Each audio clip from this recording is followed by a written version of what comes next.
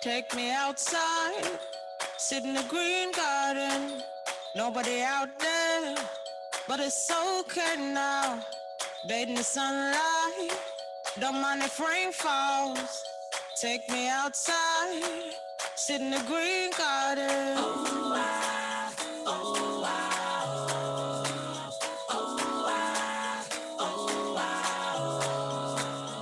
And I'll fly on the wings of a butterfly, high as a treetop, down again. Put my bag down, taking my shoes off, walking the carpet, a green velvet.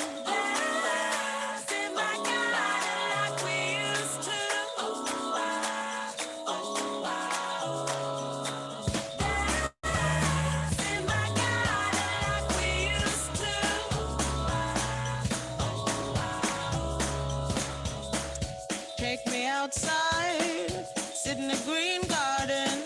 Nobody out there, but it's okay now. Bathe in the sunlight, don't mind if rain falls. Take me outside, sit in the green garden. Wherever you go, wherever you take me, I go. I go. Wherever you go, wherever you take me, I go. Take me outside, sit in the green garden. Take me outside, sit in the green garden. And I'll fly on the wings of a butterfly, high as a treetop, down again. Putting my back down, taking my shoes off, walking the carpet, the green velvet. Dance in my garden like we used to. Dance in my garden like we used to.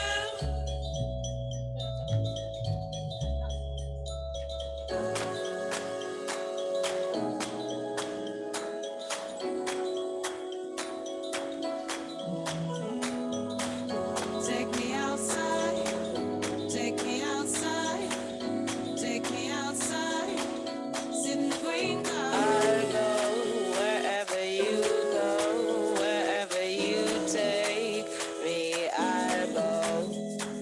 I go wherever you go, wherever you take me, I go. I go wherever you go, wherever you take me, I go. I go wherever you go, wherever you take me, I go. I go wherever you go, wherever you take me, I go. Take me outside, you go. Take me outside, you take me outside, I go. Sit in the green garden. I go wherever you go, wherever you take me, I go. I go wherever you go, wherever you take me, I go.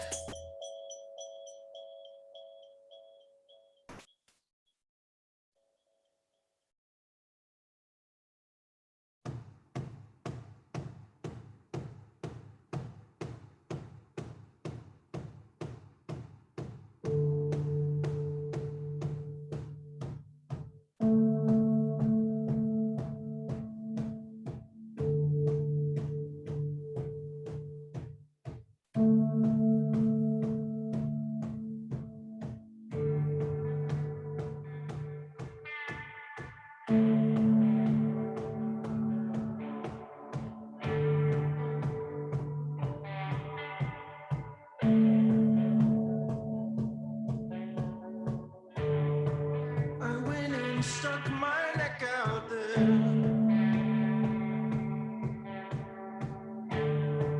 I went and laid down my head. And then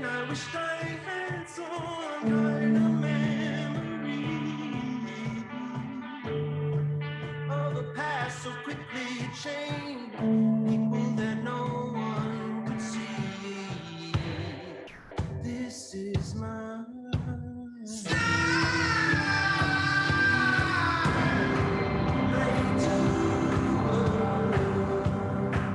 Never mind. Conscience when you have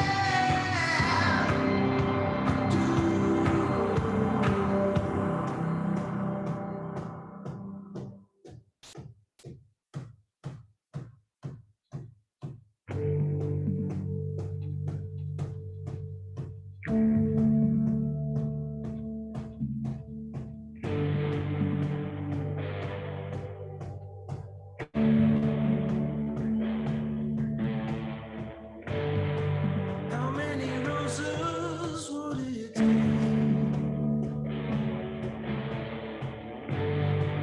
How many beauties would it take?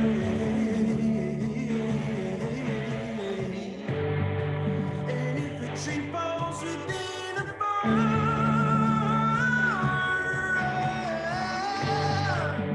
and there's no one there to see,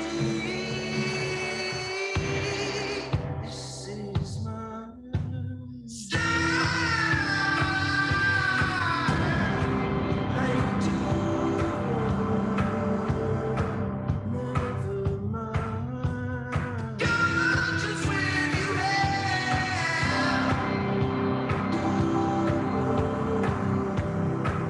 this is my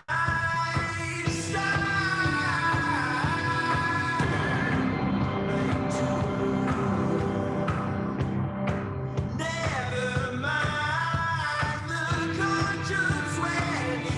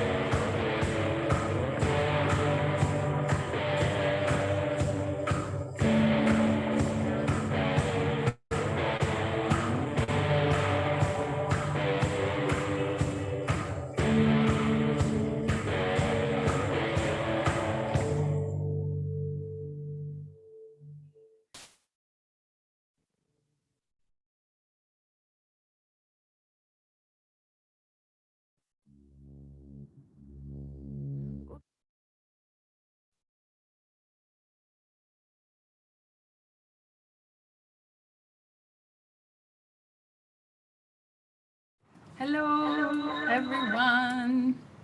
Hello, welcome. Good evening. All the good things. All right, we're on with you all. settled in again because it's the first time we've done a thing in the new year, and I don't know what happened. We just don't remember what we did last year, a whole 2 weeks ago. So, yeah, do you want me to start? We're good? Yeah, we're good. Maybe we'll take a breath in. Take a breath out.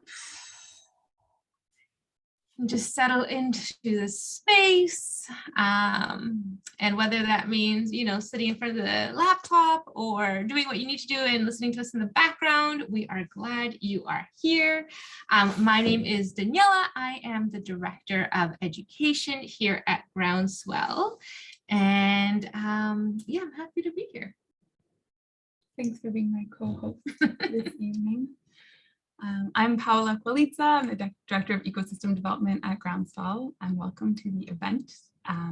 And you will also see our colleague, Samita Manhas, on the screen. Give us a wave, Samita. Samita will be supporting in the chat throughout. So if you have any technical difficulties or anything, Samita can help you out, or just making jokes, also good at that. And then we have all of our speakers on screen, but before we get into introductions and everything, I want to share a little bit about where Groundswell is right now. So Groundswell is on stolen and occupied. Oh, am I muted? I hope not. People can hear us? Yes. Okay. So Groundswell, we do our work on stolen and occupied territories of the Musqueam, Squamish, and Tsleil-Waututh nations. And one thing that you might hear about when you hear about Groundswell is that we do things alternatively. So we're going to tell a little story of change in the context of the land that we are on. And go back in time a little bit to about 200 years ago, when there was a forest here in what is now a city, before European colonizers came and violently imposed their culture and beliefs onto the land and lives of the people who were living here. And that colonial violence continues, shaping all of our lives to this day. And so now there are concrete and steel buildings instead of those tall trees, and networks of roads and sewage systems instead of fungi, mycelium, and fish-bearing streams, and systems that uphold oppressive power over others instead of honoring the unique gifts of each individual and enabling us to take action collectively to care for each other and the land. And since those changes happen so quickly on the land, like the physical changes on the land that then influenced more than physical things, how we relate, how we learn, how we work. The fact that things are so different so short of a time ago gives me hope that things will change again and can change again and are changing by the work that we're doing, and definitely by the work that all of our guests here tonight are doing. And by actively doing that change now together, and by practicing power and ways of relating in different ways, we want to take that collective approach. We want to learn from the land, which is what is going to frame this whole conversation.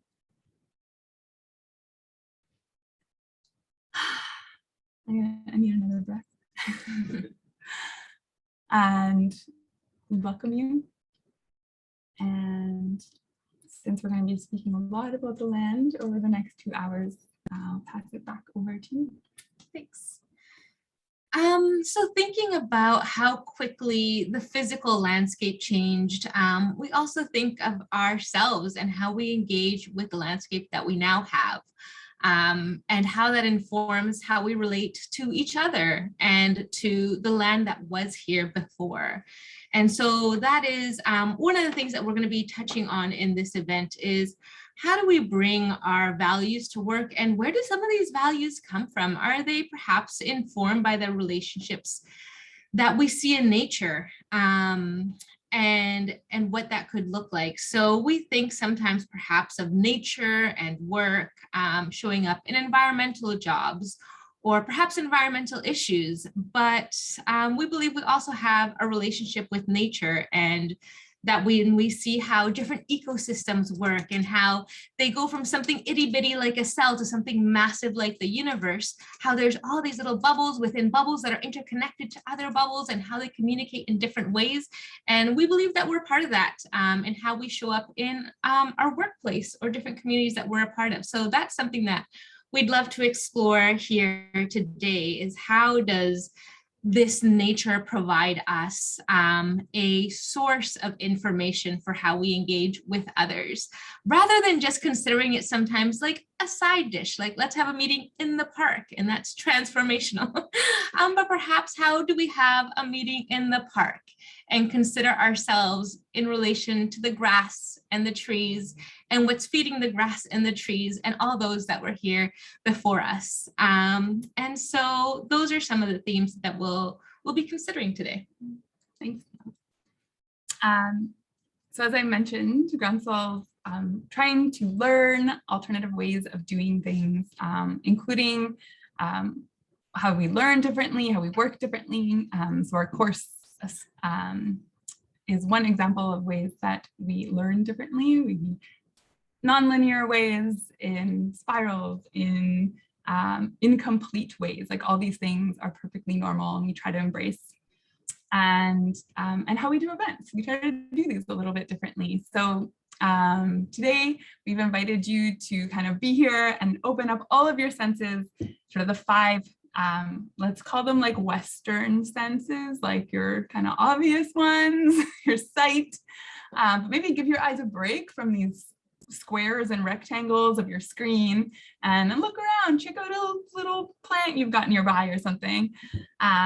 Your ears, your listening, your sense of smell, sense of taste, sense of touch. So we invited you to like cozy up or find something soft to pet or something in your space. Exactly, or lush and green. But also your other senses. So our senses of belonging, our senses of connection. That's something that we learned from Norm Leach, who was a panelist at an event a few months ago. We had and talked about this. And so speaking of that, of those different senses, we do invite you to find an object in your space so that that might help you connect a little bit more if you are inside to the land. So that could be spices, as our panel, as Iman suggested, something that like smells. It could be a plant, it could be a pet. Maybe it's a piece of twig or a rock that you have laying around. So take a few minutes to grab something, and we'll use this object in a meditation that Iman is going to lead us through in a little bit. And before we get to that, wait, you're next. Yeah. I was jumping ahead of myself there. So just before we get to that, also along with doing things differently and having nature and parts of nature inform how we engage, we also wanted to let you know how we're going to be holding this panel, because we believe we all have different skills and stuff to offer. Some of us might have the technology to host something like this, but many of us have the experience to contribute to something like this. And so we as panelists are going to be holding this panel collectively, or not as panelists, because we're not panelists, but the panelists and us will be holding this space collectively. So there'll be questions amongst them. So if you're wondering like, what's going on? I'm looking for an agenda with lists and questions and I don't see that. We want it to be like mycelium, which is something I just watched, Fantastic Fungi, and so I have it in my brain, where stuff is just going. And so if one panelist has a question for someone else, that will happen. And so we're holding the whole space together. And along with that, it's recognizing, what different relationships and power dynamics do exist here. And being on stolen land, one of the things that we want to acknowledge is that there are historically marginalized voices that we want to encourage to show up on the lands that we're on, because historically they have been silenced because of a lot of stuff that's gone on this land. So you might be like, oh, different folks are talking, and we might be engaging with certain voices more. And that is why. Who can we bring to the forefront, because there's so much to learn. So that is another way that you might see this panel being held a little bit differently than perhaps others. And with that, we will move on to Yihan Park, who will be sharing a video with us. They're a research designer that we met through Perspectives is Moving grad project at Emily Carr, which is a local art and design university. And with that, I'll pass it on to you, Yihan. Thank you so much. Hi, I'm Jihan. My video is a little long, so I'm just gonna start right away. I'm just gonna share the screen now.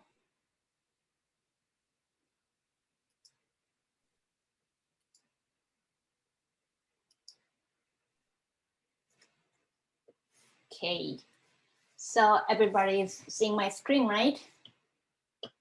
Great. So hello, my name is Jihan Park. Thank you for inviting me today. I am from Seoul, South Korea. Currently, I'm a designer and a researcher for sustainability and ecology in Vancouver.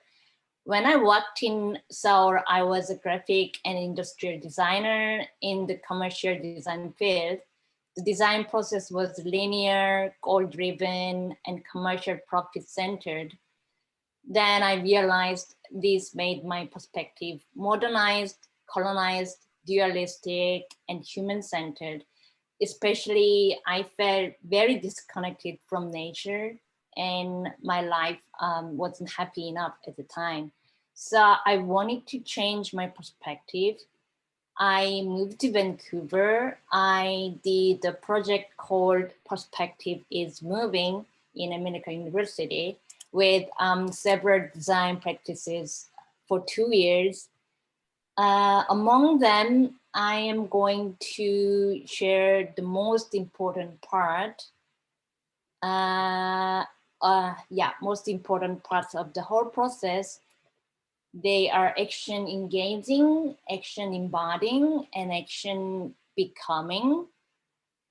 The video is between 12 and 13 minutes. I edited from the long ones, so it might be not smooth at some points, but I hope you enjoyed, and I'll talk more after the video.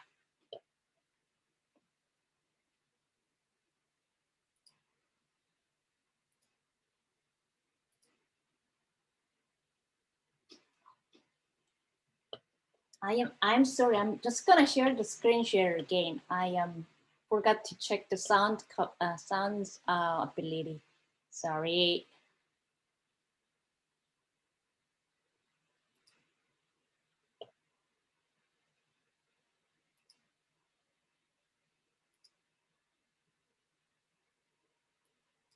Oh, okay. Okay.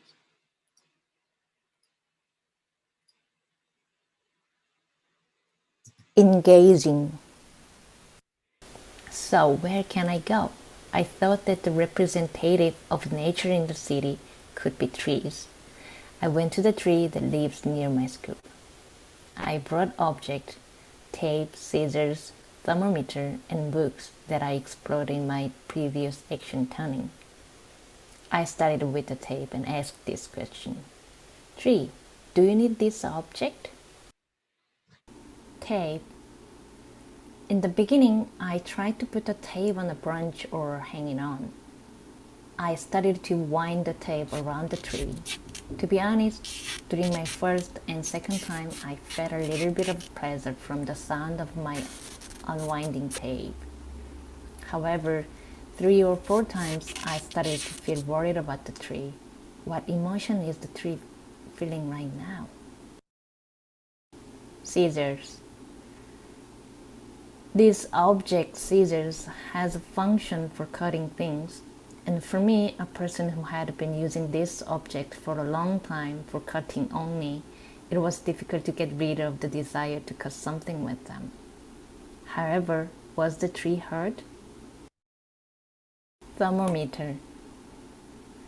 I wanted to measure the temperature of the tree, but instead of showing the temperature, the text LO was displayed. The tree probably had other things that were more important to keep it healthy.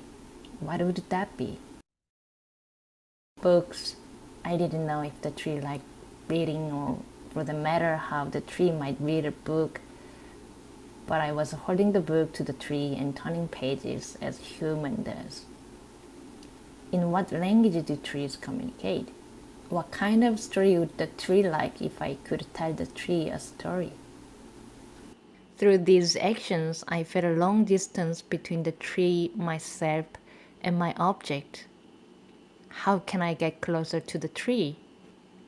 To seek ways to get closer to the tree, I decided to live on my object. I tried to relate to the tree by replacing materials or functions of each object to trigger better actions toward the tree. Embodying. Reapproaching. I decided to explore a new tree this time. This time I wanted to get to know this tree a little slower. Retape. I began to unwind the plastic tape material on the tape roll. In some ways, it seemed beautiful to create such a form by itself. However, that momentary thought was short. It may be self-forming like nature does, but it was pretty by wearing plastic cloth only on the outside. Then I started to wind up the string on the tape. The feeling of winding the string was definitely softer. This experience made me think of the emotions of the material from modern society and nature. I tied 2 strings to make it like a jump rope. Because of the wind, the string was fluttering. It made me hard to jump over the string. I kept adjusting the height of my legs and the string. After a while, I changed my plan. I took up the string tapes and threw them to hang them on a tree branch. It was very exciting and fun while playing. It seemed like it has been a long time since I played like this. After playing, I felt like I had become friends with the tree. Re-scissors. To reform the scissors, I want to change the cutting function of the scissors that I had made my hand move and harm the tree. My new object looked like scissors, but you won't feel the desire to cut things as you usually do with scissors, because it wasn't sharp enough to cut something. Instead, I tried to hang my hands and play what I could do. It didn't give me many things to do, but I was happy that I had kept searching for what I could do with the tree. Re-chair. One day, I was in the studio and looking out the window. While I was looking out, I wondered what the tree would be looking at. I was sorry that the tree had been seeing such a bad landscape every day. Humans have always wanted to build a house in a place with a good view, but has anyone who planted this tree here ever thought about what landscape that this tree would look at? This made me think that we needed to look at trees as the same living beings as humans. I thought, what if I made this chair to make myself and you look up the tree? I wanted to suggest to people to transpose their perspective. I left my new chair in the park for a while to provoke some questions to people passed by. Refund. My transposing action triggered me more eager to communicate with the tree.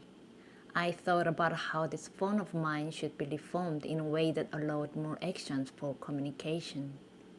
I made a long note to hear the sound from the top of the tree and a small bell to hear the sound from the body. I could hear the sound of the leaves moving, the wind, and the echoing sound from inside of the pipe. The sound was more dynamic than I thought. I tried to speak. How are you? But will the tree understand English? I wanted to respond to the tree with my own voice. Ba ba ba ba ba ba ba ba ba ba ba ba ba ba ba. This time I used a small bell. Every time I moved my hand, it made a slightly different sound. And these sounds depended on the shape of the space of the tree. Also, this made me look at the bark and textures of the tree in great detail. This time, I decided to copy the sound from the tree, as if I was learning the sound of the tree.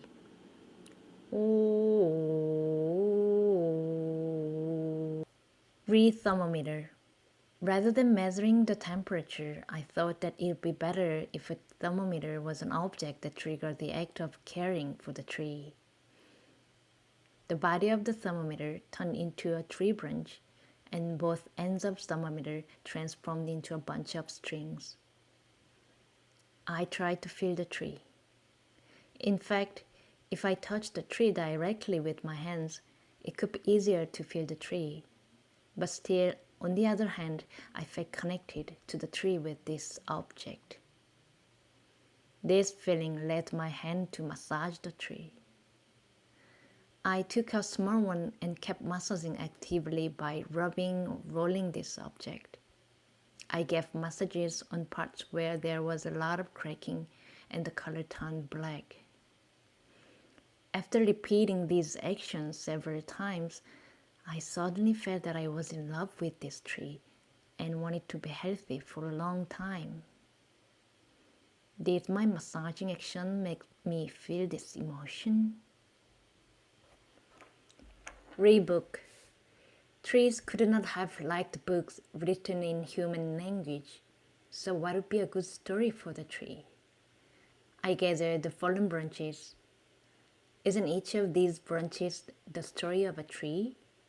If I make a book of them, the tree would certainly like it more than a book made of text. I went to the tree with 3 different versions of books that are made with branches. Is the tree reading the story of the branches of the tree well? I wondered what story they would be.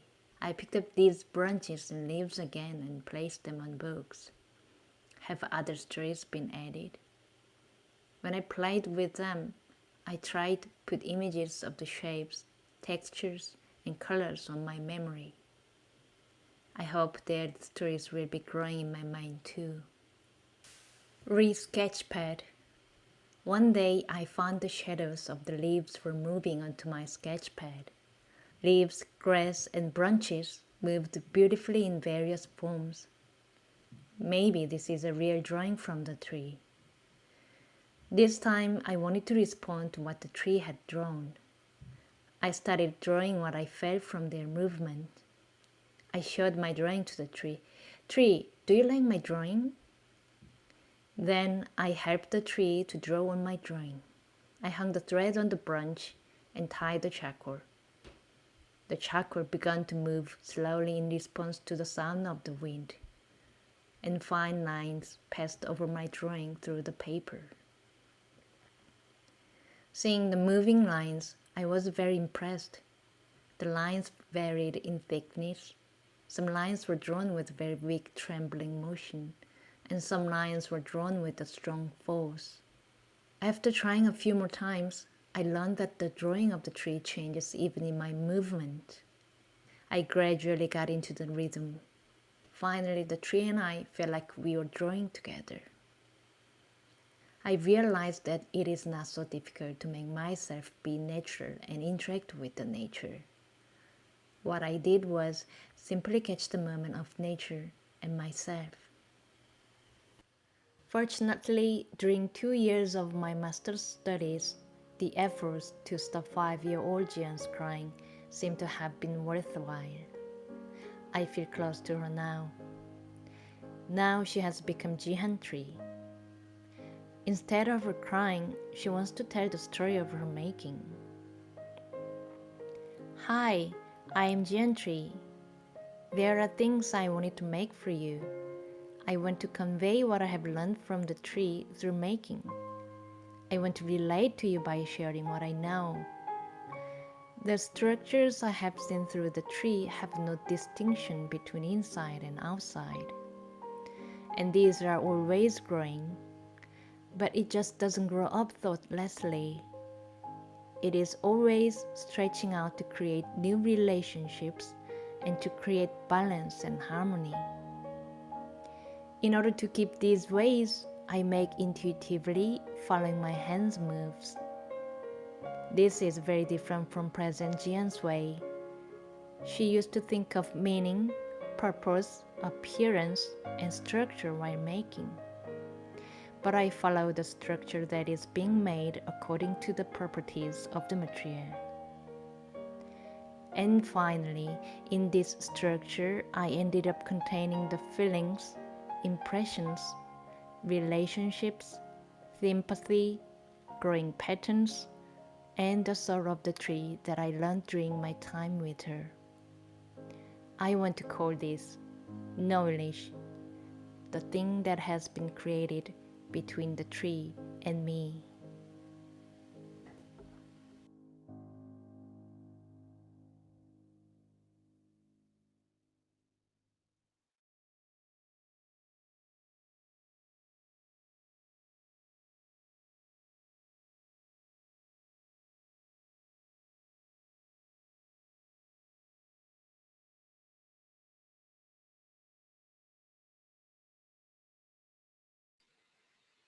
Okay, thank you for watching my video.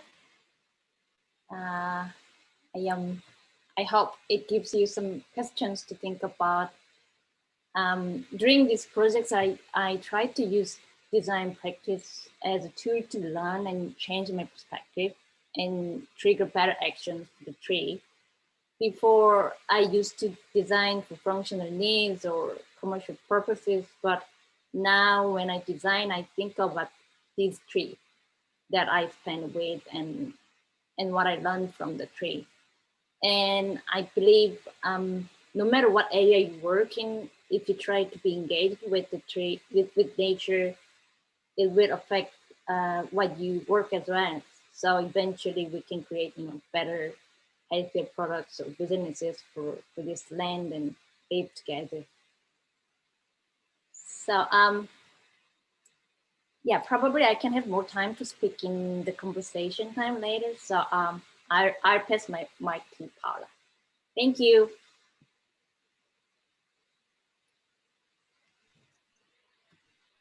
Thank you so much, Jihoon. That was really beautiful. People are crying I can see in the chat. That was really moving.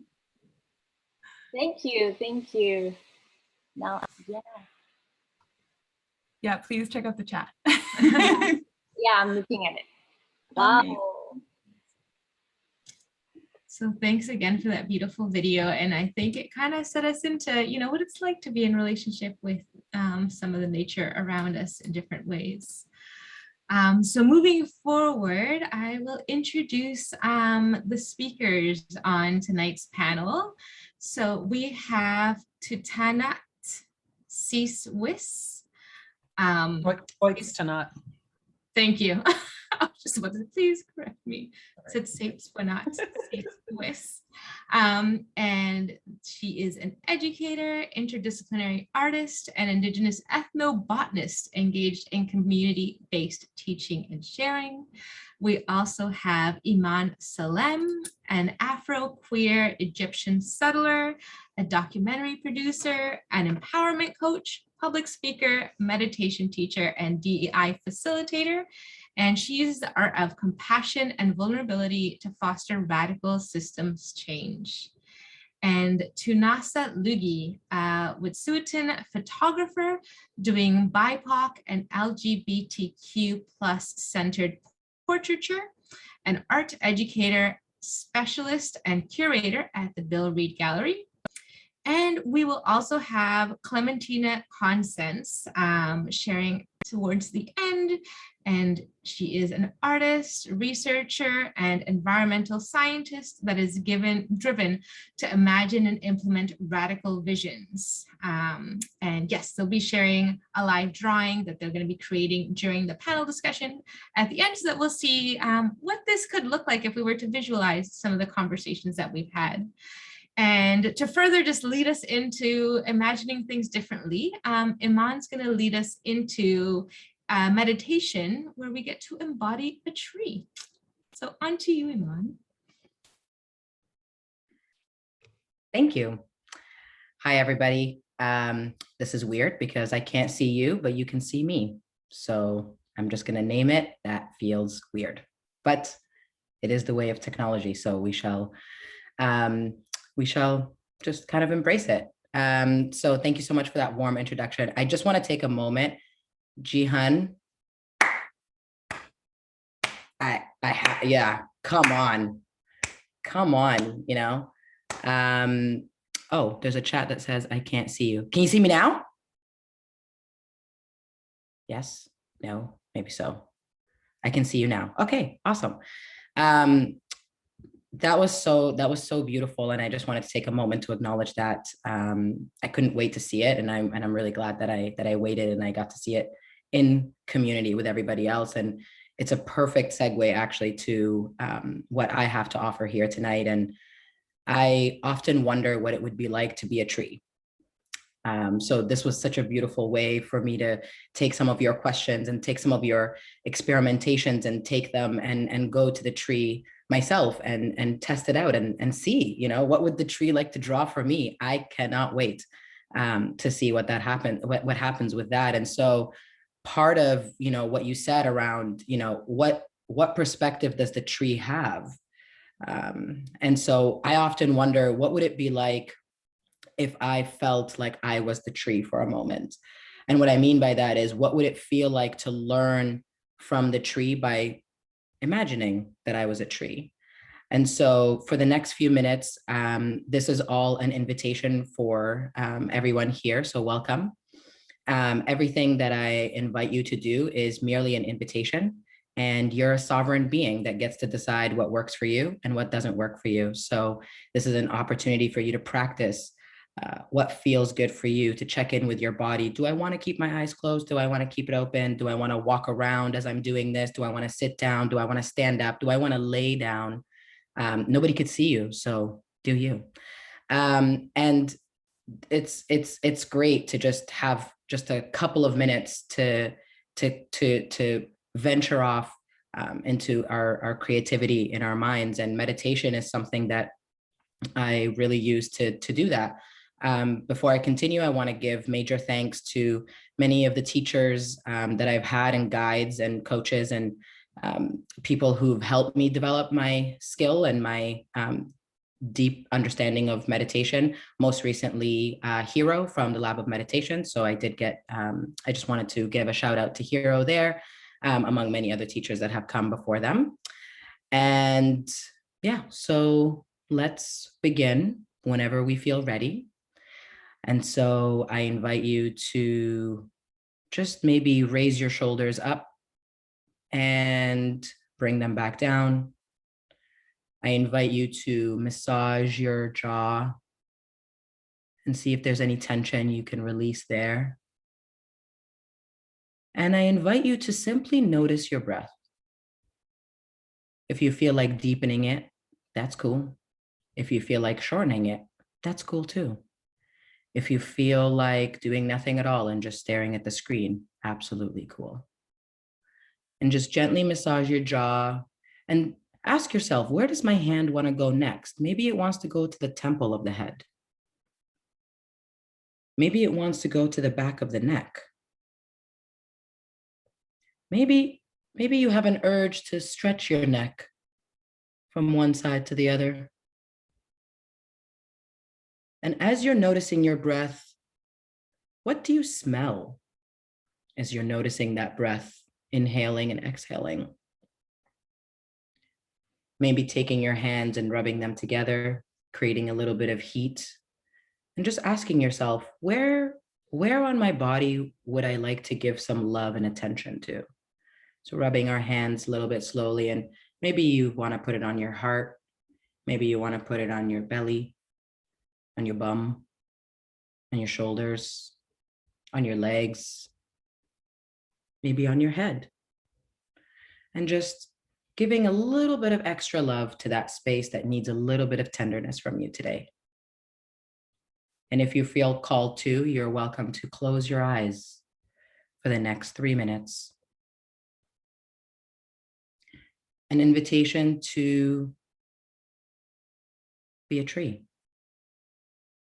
What does that feel like?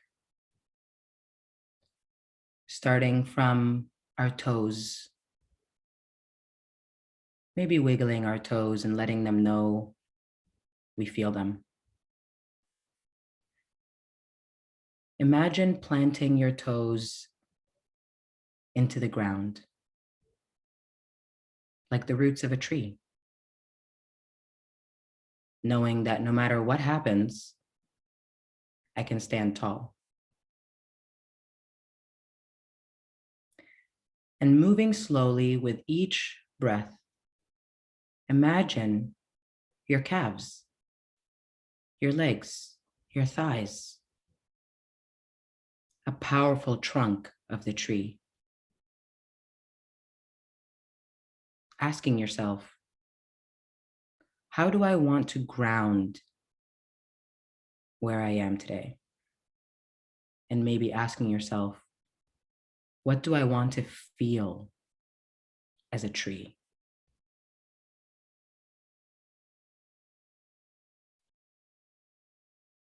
Taking a couple of more breaths here and noticing, do I want to elongate my breath?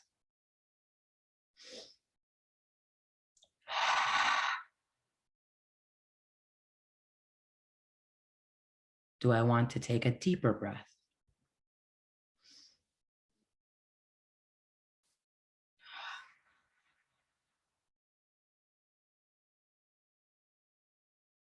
What does my trunk feel like?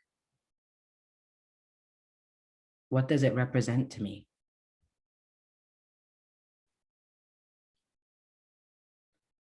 And on your next breath, maybe follow that breath from the legs to the pelvis, to the glutes, to your midsection. And maybe just taking a moment to notice, is there any tension in this area that I can breathe into for a moment?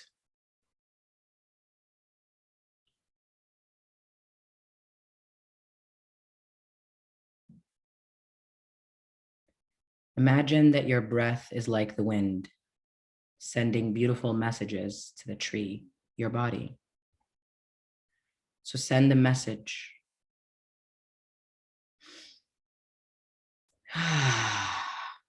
of tenderness, of compassion, and of love to the body, which is the tree. And on your next breath, send that breath up from the pelvis in your midsection to your heart and your chest. I invite you here to take a moment, one hand on the heart, one hand on the belly, if you choose. And taking a cleansing deep breath here, knowing you are grounded. Knowing that you are not the only tree in the forest. Quite the contrary, there are many of us together here tonight. 60 trees stand tall with each other. 60 roots communicating with each other. Our energy, our frequency, our vibration, our presence is all felt by one another, just like the trees. And on your next breath, I invite you to reach as far up as you like if you feel like moving your body, reaching to the sky, keeping your eyes closed if you're feeling that, and reaching to the top just like a branch, reaching for the water of the rain, reaching for the sunlight of the sun, reaching for the wind from the sky, knowing that you are one with all of it.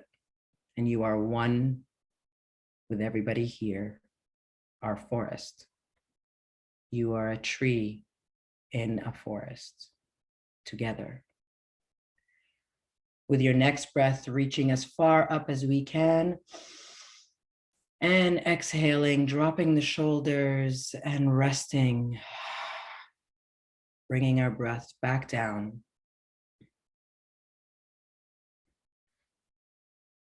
Maybe if you feel called to, you can sway side to side, just like a tree sways with the wind. Knowing that the leaves and the branches, they may break, they may fall, they may change season to season, and yet you are still a tree. Other branches and leaves around us might be changing and breaking and falling, and yet they are still a tree.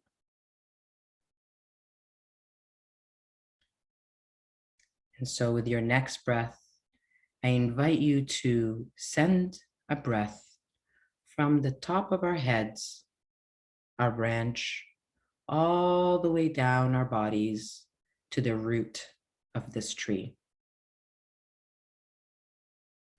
And asking yourself, how do I want to be a tree in this forest? How do I want to show up in community? How do I want to work with other trees? How do I want to communicate with other trees?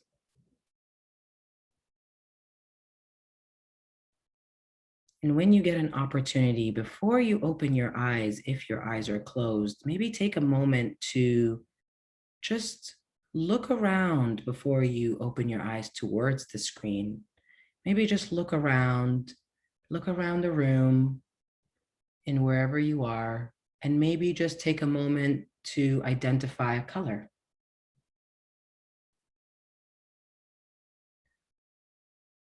And I invite you in this gentle moment to reach for the object that you brought to the table with you. Maybe it's a spice, maybe it's a rock, maybe it's your cat, maybe it's you. You want to just hug yourself. Got a little plant here that was gifted to me by a lovely friend named Tara. And maybe just take a look at what you have in your hand. Just take a moment to notice, wow, look at this thing I have in my hand. What does it feel like in your hand? What does it smell like? Oh, nothing in my case, but that was anticlimactic. Maybe you have a smell. What does it feel like? Oh, okay, prickly. Nope, I'm not doing that, but that's nice. And just notice. How are you any different from this object? You're not at all, actually. Nature doesn't exist on its own. Nature exists in community, and so do we. And so with this meditation, I invite you to be mindful of how you show up and how you work with each other, how you speak with each other, how you expect from each other, how you deliver to each other, how you create projects together. We are each a tree in a forest. Thank you.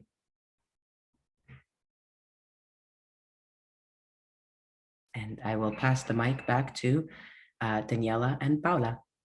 Thank you, everybody.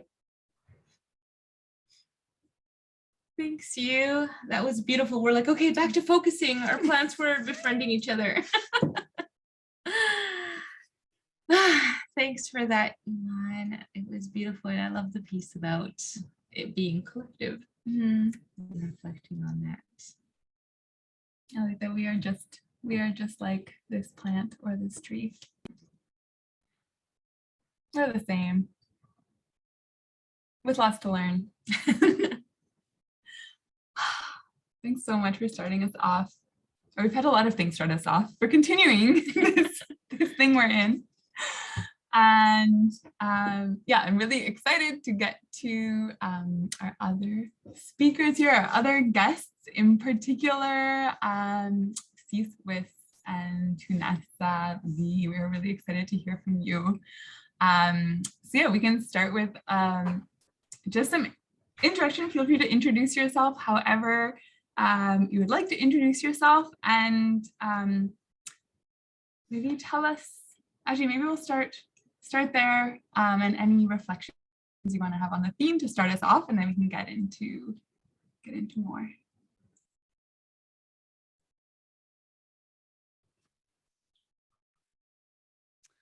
Hatsquile Tanoya Toitstana Queen Quinchaman Sis Queen Sna and Monoxton Squallow and Titsits and Huff and Squallowin Osium Whichakyo. Yeah, I was standing, but I guess needed to sit. That meditation was so thoughtful and so empowering. So Chinquen Mentomi with Aman, that means really good work. And say that we really come from our heart, and that I think I really needed that tonight. Just I've been working so hard on some creative projects. It means your brain can be like bowl of jelly when you stop, and you just more like Jello, I should say, not jelly. Jelly would just sit. But Jello would like kind of wiggle around, and you can look through it, and that's kind of what my brain feels like.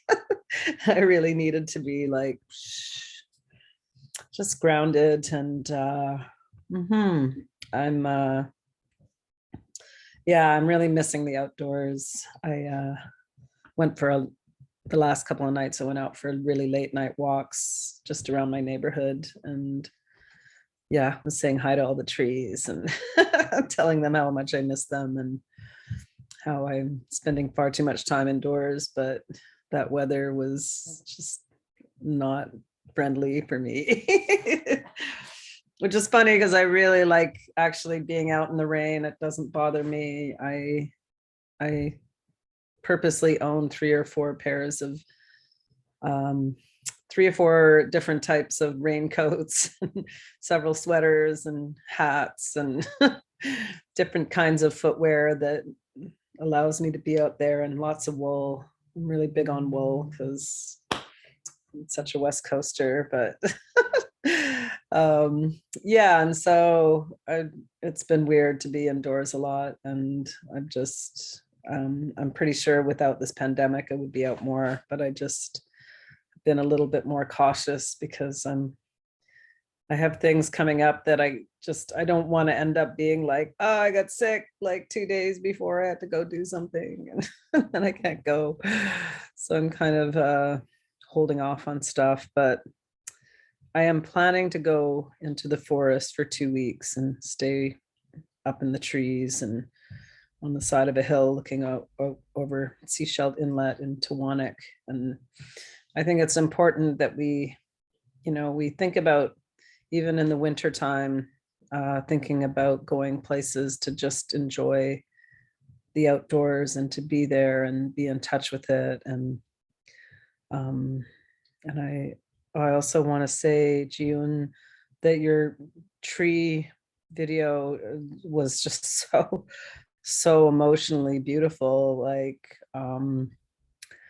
really love that you got the tree to draw with you. I thought that was so incredibly insightful and intuitive. I always tell people about how incredible trees are and how much they have to give us, and how important it is to interact with trees, because we do just see them just standing there, often with their arms up and sometimes with their arms down. Sometimes they're reaching to grab other trees. But in the winter, everybody thinks of trees as being barren, but they do something we should all do. They just shed everything and they let it go. They let everything go. And then they go to sleep. And so they spend the winter sleeping, and they just, all year they're shading us and they're protecting bird species and feeding little critters of all kinds. And, more than anything else that they're doing, they're producing a livable planet for us. They're creating the air that we need to breathe, and we're reciprocating, like we're sharing without realizing it sometimes. What we breathe out, the tree breathes in, and then when the tree breathes out, we breathe in. And so just thinking how much we really need trees and how important they are for so many reasons. And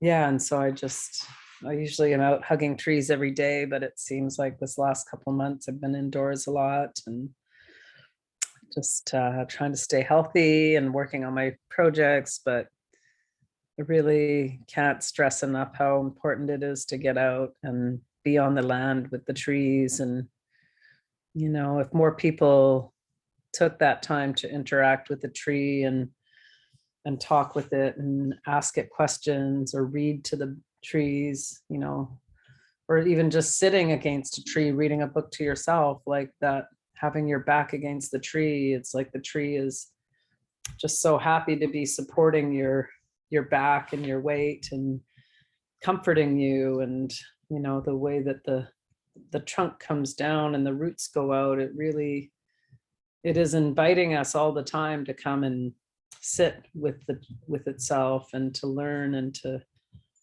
interact, and so, yeah, just been really just thinking how important tonight. It's been really incredible to think about how important the trees are. And you can probably see this image behind me. It's like a very good use of a tree. It's a big canoe with many cultures and beings sharing that that spirit of unity and spirit of resistance, and that you know, our canoes here on the West Coast come from trees, and that they come from massive trees, and how that cedar tree will grow for 1,000 years and grow a big hollow space inside, and when it falls down, it gives us half the work done for us. The gift that cedar is for West Coast people, like it's really no wonder we call it the tree of life. It is no wonder that we see it as such a powerful being, and that, you know, these trees, even when they're in stump form, they continue to feed us. They feed microclimate ecosystems that continue to create things like all the lichens and fungi that grow on stumps and dying trees are actually feeding the air, more pure air than ever. So it's just, yeah, I'm usually out even once a week at least in our community garden, but this weather has been too intense. And I went there the other day. I thought, oh, I better go there while the snow is still there and photograph the landscape, because I really just love to see how the snow lands on trees and how it, you know, makes its own patterns on the branches and underneath and all around. And for one of the first times in probably years, like there were frozen dewdrops all over all the trees. Like it was so cold that at the point where it did start to melt, it froze again. So there was a lot of frozen icicles in interesting forms that weren't like necessarily hanging down, but they were like cupped inside a branch coming out from the trunks of trees, and just noting how absolutely gorgeous that was. And, you know, just once again being reminded how as an artist you can never say you're out of inspiration. Just go walk in the outdoors, walk in the forest, and really look at your surroundings and and let the ancestors guide you, because forests are ancestral homes to many. You don't have to be from a place to find your ancestors in the natural world. You just have to be in the natural world and put yourself in that meditative state, and your ancestors will actually come and find you and reach out to you. They're always looking for that opportunity to have conversations with us in the natural world. So yeah, so just some ponderings of today.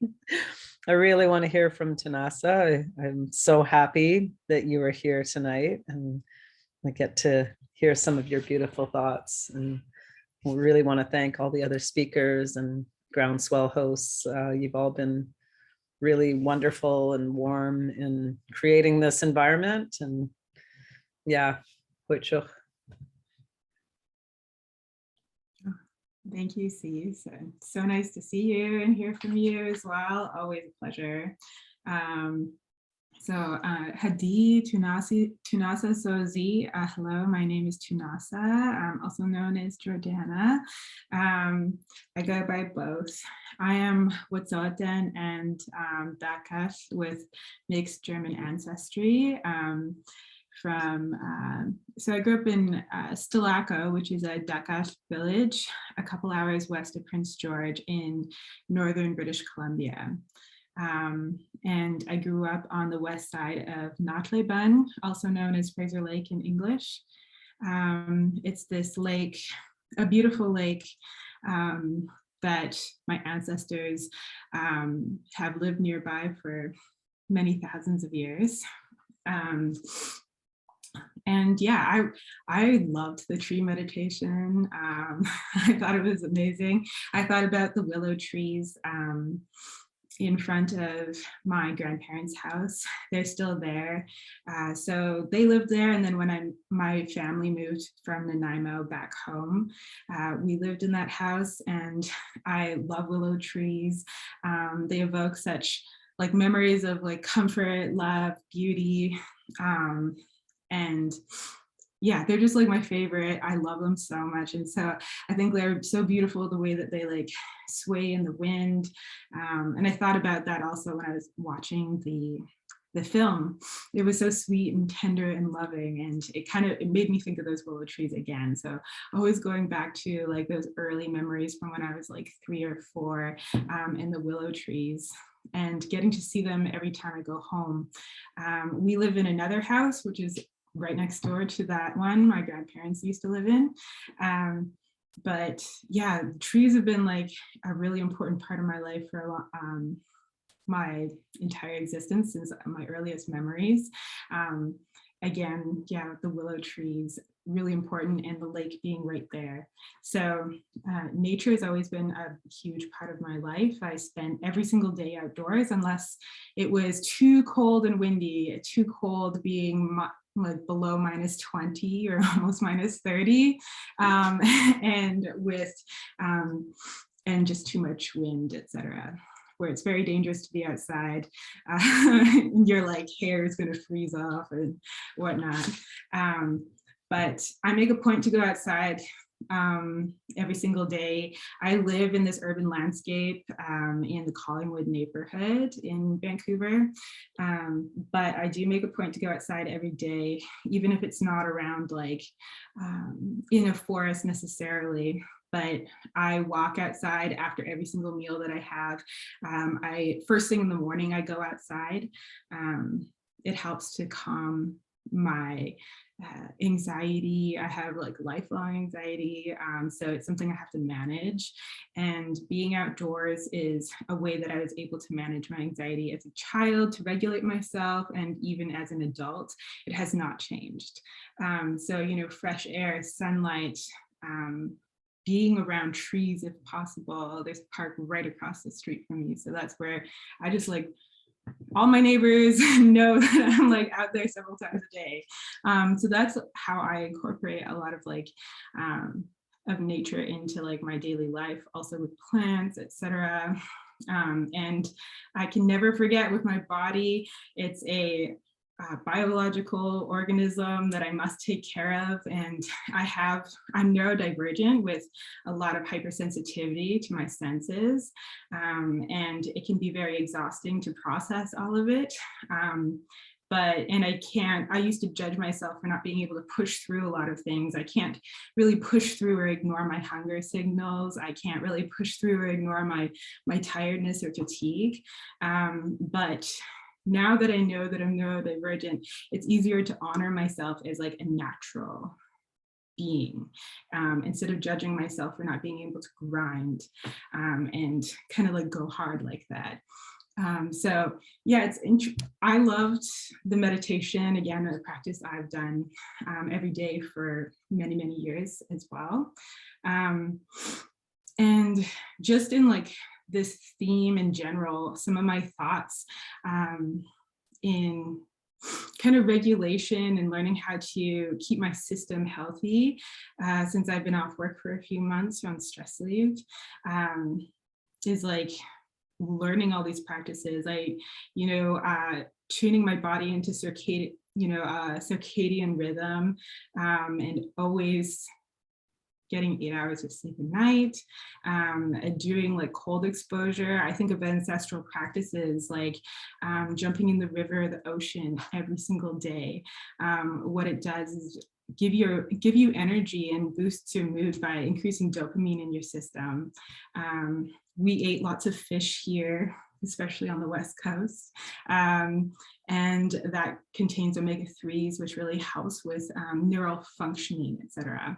And also has an anti-inflammatory and antidepressive effect. We were very happy, healthy, long-living people here for many thousands of years. We routinely live to past 100 years old. So those are the things that kind of go through my mind. And also, like tuning my body into these processes and learning through neuroscience, biology, and kind of melding indigenous practices that I've been taught together has been really interesting, especially in these last few months. And yeah, like just learning how to like take care of my own body. We all have these needs, but some people are a little, I'm not good at, I don't do well in being able to like push through, like I said. I'm not really like somebody who can pull all-nighters or anything like that. And it used to make me feel kind of beholden to like these biological systems, but really they're natural processes in our bodies, where our bodies are part of nature, they're tuned to nature.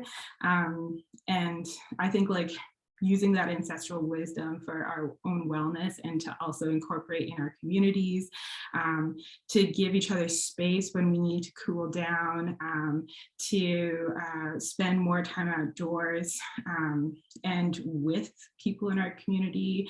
I think like those are all really important, and there's some things that every single human being needs. But again, I look through it through a lens of Indigenous knowledge, et cetera, things that have been taught to me when I was growing up.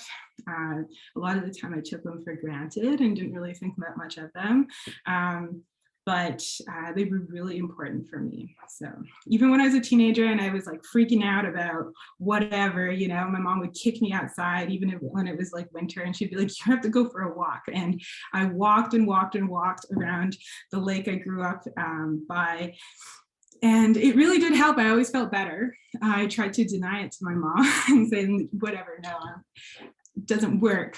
But walking, rhythmic activity really does work to regulate your system, especially for people who, that's extra important for healing for traumatized people. Indigenous people have gone through a lot here in the last couple hundred years.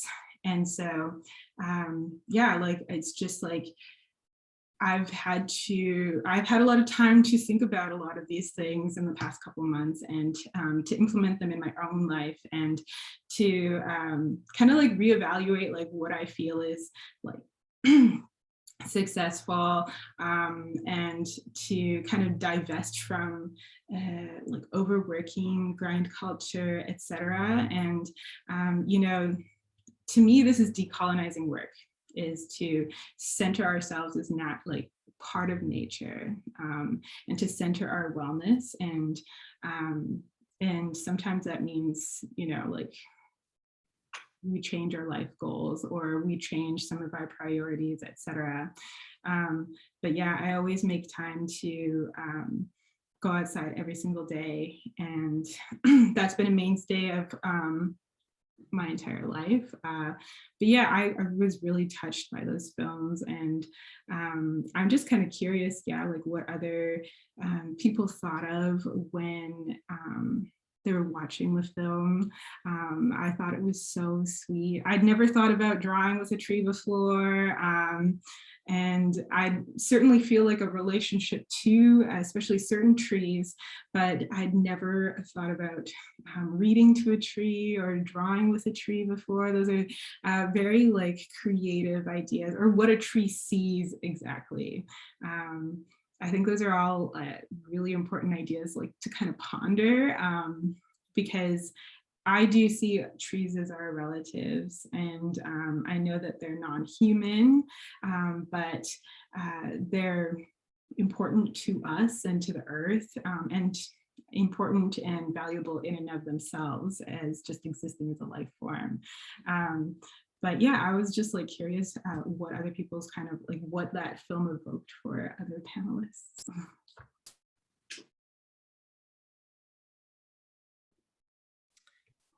I'm happy to go.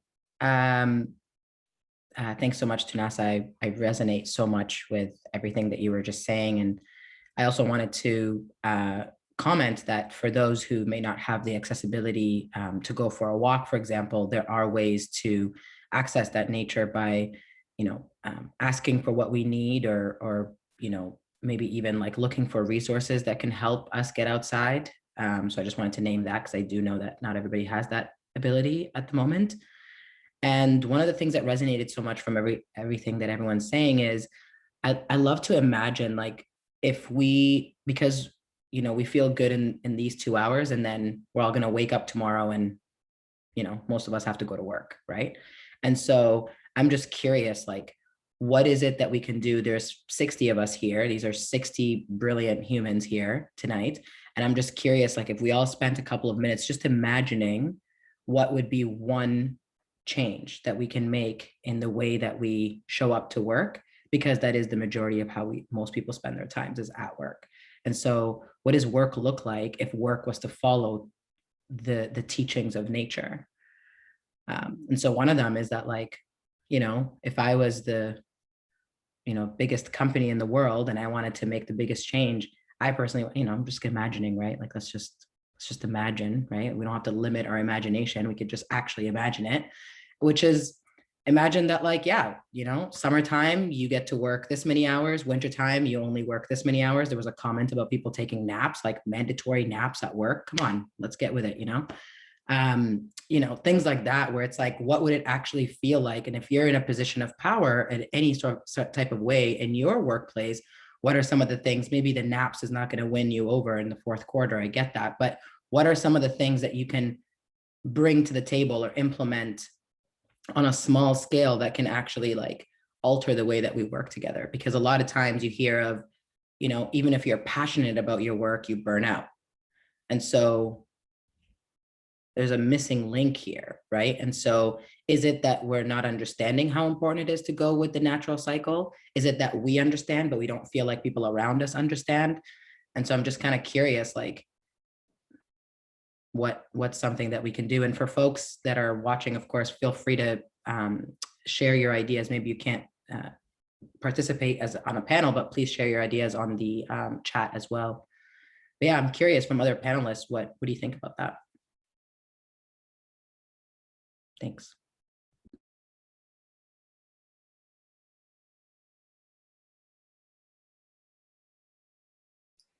I usually think about that imagination pretty often, like from big dream and to the smallest thing. I think my biggest problem in my workplace is I have too many anxieties while I work. So that makes me, that pushes me to work to get rid of the anxiety. So I think if I can know about how I can get rid of my anxiety, I can probably synchronize my life cycle with nature cycle, because I don't feel any anxiety from the nature, right? Why I feel always anxiety. So yeah, recently I've been thinking about this. So yeah, I just wanted to share.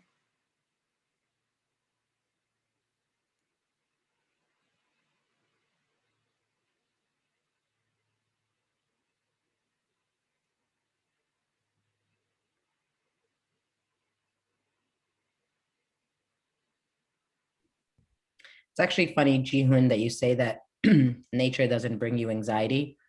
I'm just gonna share a little bit of something here. I actually had the opposite.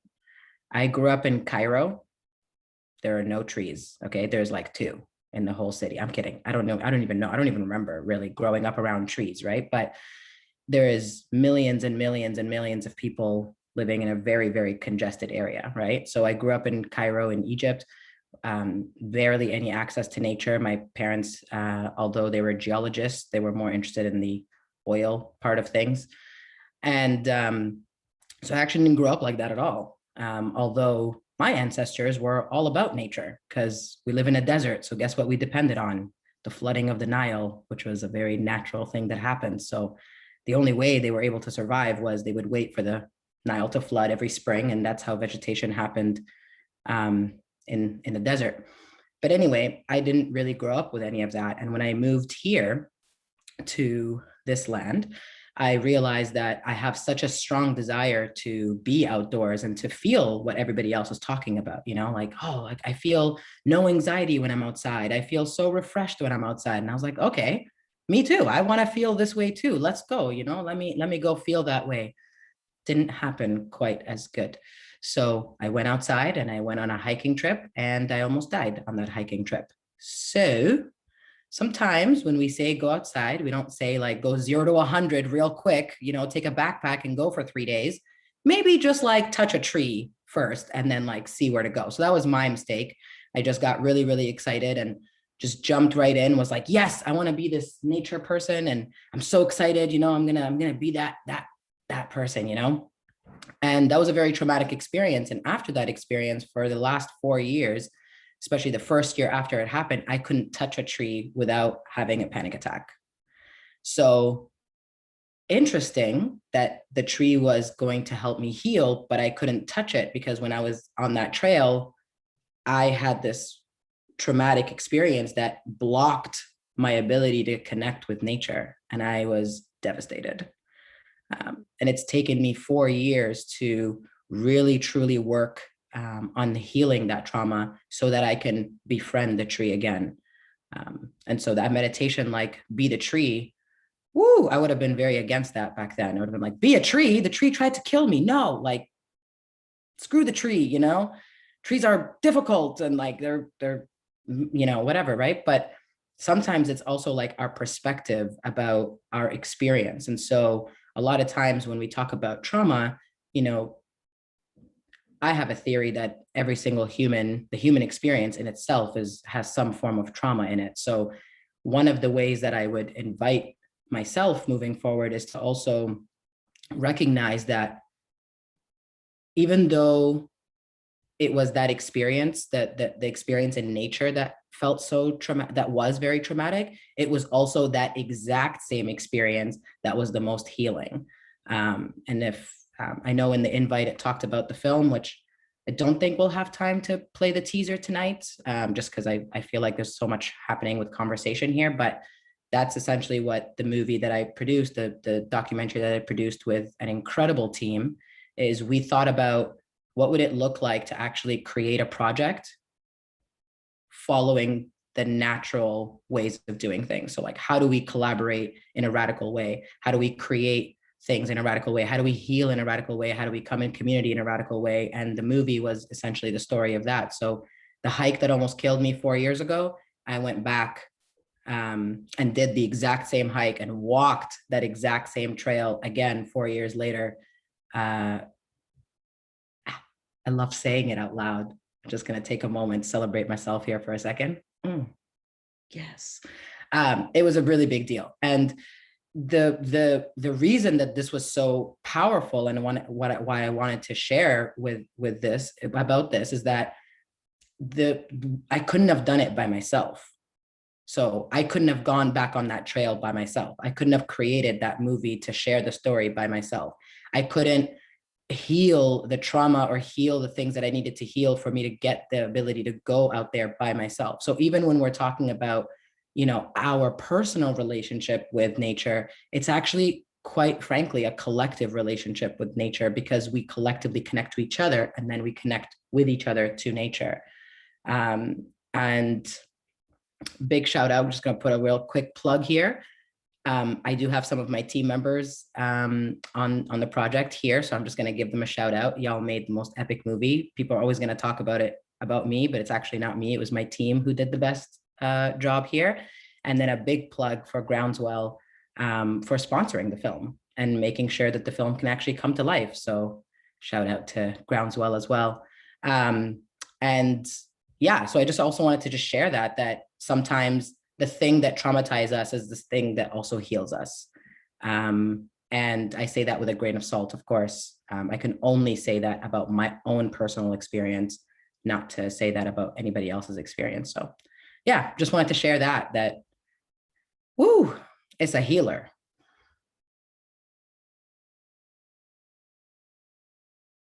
Cease, I can see you smiling so hard, and I'm really curious what your brain's thinking. I just want to know. I just love listening to you. You're my new favorite person. Everything you say makes me feel good. So yeah, so I just need an Aman hotline for when I'm having low days. Being like, listen, you call me today, okay? You just call me You man, start talking, please. And I'll be like, all right, Cease, what's good? What happened today? Tell me. Let's go talk to the truth. So good. And I live in the West End too, so I hope I just randomly run into you on the street one day, and I'll just actually summon the power of Kim Immortal, and I'll dance on the spot, dance like everybody's watching and nobody's watching. And so if you see somebody all of a sudden break out and dance in front of you, and at first you think, why do I know them? Oh, it's me, it's Cease. Just having a dance, and a mon dance right there. We'll stop traffic. This West End traffic is too much. Anyway, we're just gonna stop traffic. Daniela also lives in the West End, so I'm just calling on Daniela here for a quick moment. We're just gonna stop traffic. We're gonna have a whole West End situation. It's gonna be great. It's gonna be great. Can't wait.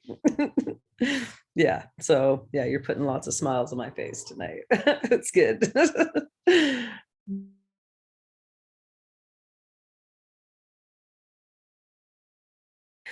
I also think it's really strange that we can't see the whole audience. I was like looking on the list to see who was attending. So to all of you who we can't see, I just want to say, we want to see you. And in our own minds, we see you. It's just a weird format when you can't kind of scroll through and go, hi. So I was trying to figure out how to send a chat, but it does go to everybody. So anyway, to any of those of you watching that any of us know personally, is so good to have you watching us, even though that sounds kind of arrogant, but it's not meant as an arrogant. Thanks for watching me hang out. It's so not humble at all, but anyway. Okay, do you need to be humble though? Do you need to be humble? Well, it just feels weird to be like, you're all watching me. It's like, yeah, okay. My 12-year-old self would be like, yeah, they're watching me. But still a little scared and overwhelmed. Yeah. And they're loving it.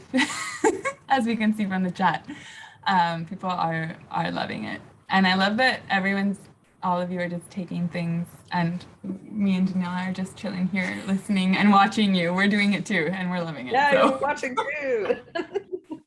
Our Hollywood Square special. Exactly.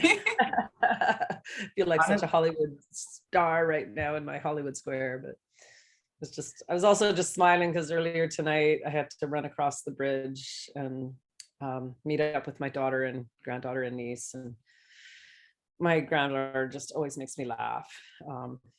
I've been switching my vehicle with my daughter because I have a truck and she lives up on the side of a hill, and I live in the cozy West End where I can actually walk everywhere. So even though her awesome queer dads bought her this beautiful car, I've been the one driving it. So I had to remind my granddaughter, this is your car. And she was so excited. She jumped on top of the hood and started putting her muddy, wet feet all over the nice white car. And I was like, yeah, mucky it up. And then she painted, she had to do an emergency painting my fingernails with this non-toxic kids nail polish. And it was like, oh, and I couldn't touch anything for a few minutes. It's actually the same color as your hair, Tanasa. It was really pretty. And and I was like, thanks, Kamea. And then I got home and it was all peeling off. And I was like, oh, it's already gone. But it was fun and magical. And I just love what kids help us think and dream, and how they, everything just becomes play immediately. And yeah, it's just really good. There was a big puddle around the car, and so they had to jump. My niece and my granddaughter had to jump up and down in their little gum boots and really enjoy that moment, right? It's like, yeah, it's like, I don't know. I love the rain, and I love that trees hold rain and that they also pull the rain to them. And so speaking of rain, yeah, it's been an intense week of snow and rain, but I've been thinking a lot lately about how trees pull the rain to them, right? And hold them over top of them. Makes a lot of sense when you think about how a cedar tree needs like a couple thousand liters a week to just sustain itself, right? And like I get all like uptight if I haven't even had a liter of water. So I can't even imagine trees like needing thousands of liters of water just to keep being their beautiful selves, right? Yeah.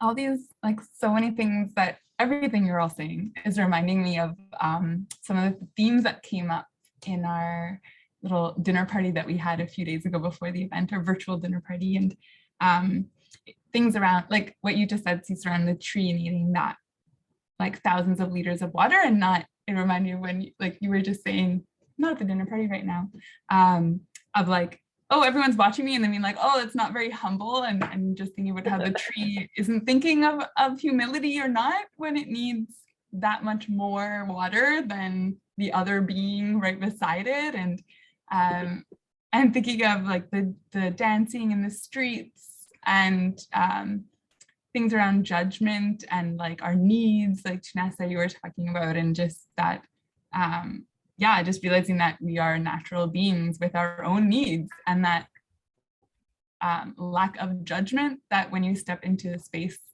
like a forest, the lack of judgment that exists in all the beings in there are kind of doing their thing and taking what they need without being apologetic or without feeling like their egos are getting too big, you know, all these things.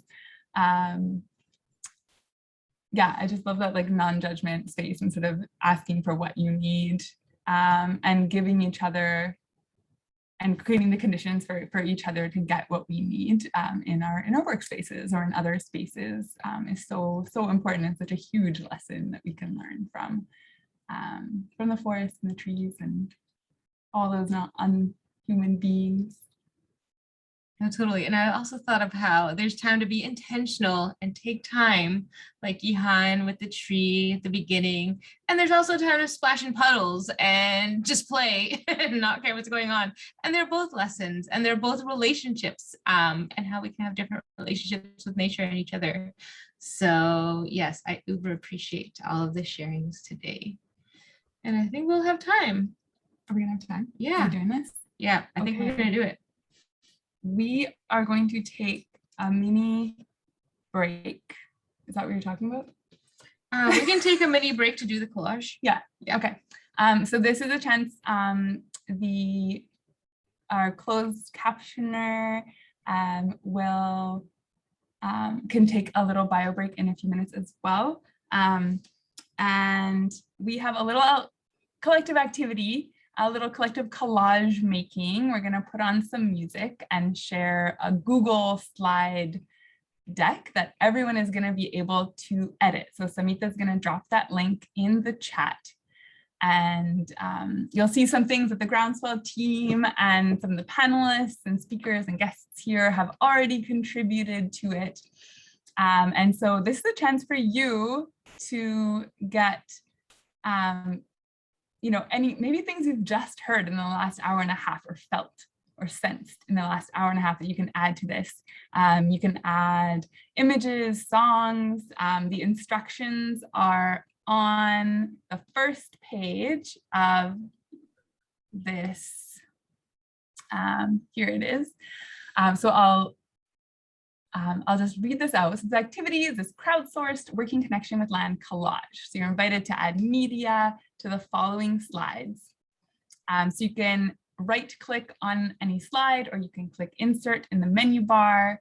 Then to write something, you can click text box. If you want to upload a photo or graphic, click image under insert, or you can even embed a video from YouTube, click video. You can share any resources that you have that help you connect to the land or learn from the land, or that inspire you to reflect on your relationship with land. So we'll put some music on, and oh yeah, thank you, Iman. Just answer that question. I know all of you want to watch that teaser for Iron Self. We will send a thank you email to everyone who attended with a link to the teaser. So you will get access to that.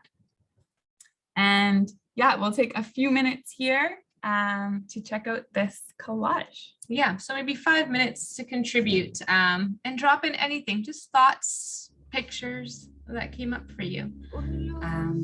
Yeah, we'll see you back here in 5 minutes.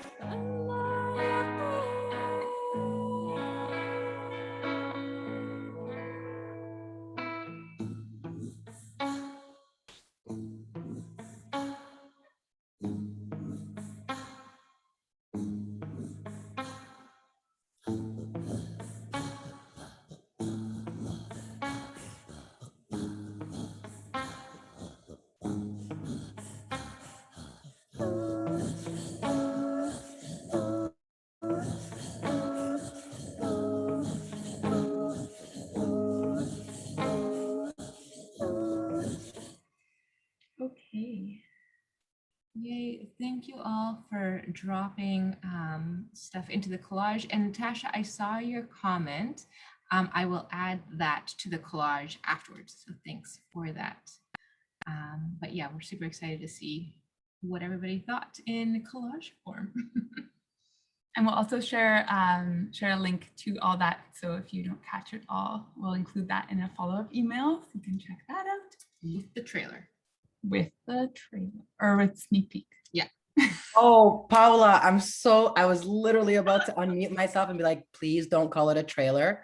My team will be very unhappy about that. It is a sneak peek. The trailer is not actually quite made yet because the sneak peek was made only after the first 2 hikes. It doesn't include everything. It's a teaser, you know, it kind of brings you for more, you know, I want to just, you know, tickle the senses a little bit. So it's not quite the trailer yet, but yes. Not even the trailer for the trailer. It's like a trailer for the trailer. I love it. I love it. It's a trailer. Okay. Yeah. Yeah, super, super excited for your film. And yeah, so we have 15 minutes left. And so we want to just do a round to close out. And then right at the end, we hope to see the beautiful drawing by Clementina that they've been creating over the course of this conversation and everything that's been going on over the event. So yeah, if there's something you can share, maybe one lesson that you've learned from the land that you're practicing in your work. And I know many of you, your work involves actually getting, you know, dirt under your fingernails and being like that close. But I'm assuming that most people here in the audience aren't necessarily working outside in that sort of direct connection with the land. So if it's a practice that you bring into other aspects of your work, or also us, we don't care, you can say whatever. It's all gonna be great. So yeah, so one lesson you've learned from the land that you're practicing in your work as a bit of a closing round.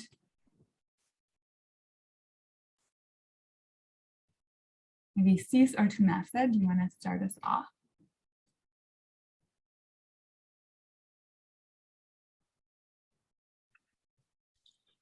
I was just finishing writing my little piece and I did a photo in there and I was trying to write a little text. And every time I touch my screen, I seem to be doing things. So sorry, what were you asking us to do? Because I was immersed in moving a text box around. It was so important in that moment.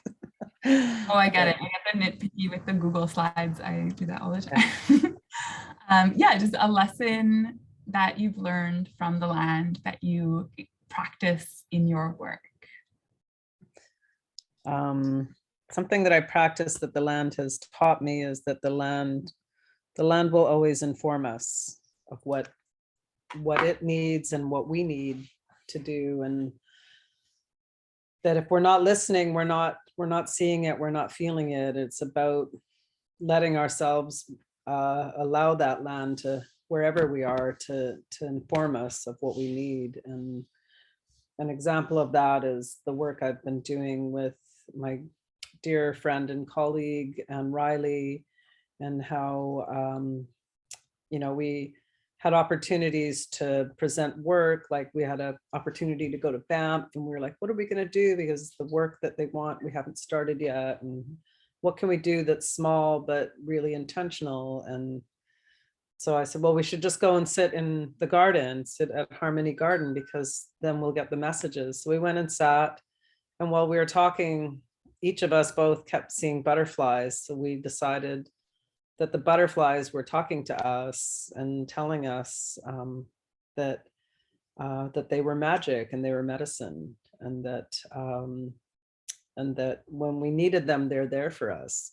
So we created a whole project called For the Radical Love of Butterflies. And the butterflies that we featured, we recorded conversations and stories and different things from the butterflies in our community. And it was a mix of people that talked about their work in the social justice scene. And so we got to hear a variety. We did interviews with people. We let people just record what they wanted, share their stories. One of my friends, Quigay, recorded a song in Haida using their ukulele, and another was my friend Dawn Morrison, talked about her work in food security. So we put all those together, and they became the butterflies. And also an interview with my dear friend Mark Handley, whose mentor was also a mentor of ours, the late Mike McDonald, who was a queer Mi'kmaq artist that lived around Vancouver about 25 years ago. And he literally traveled across the country planting butterfly gardens in different places.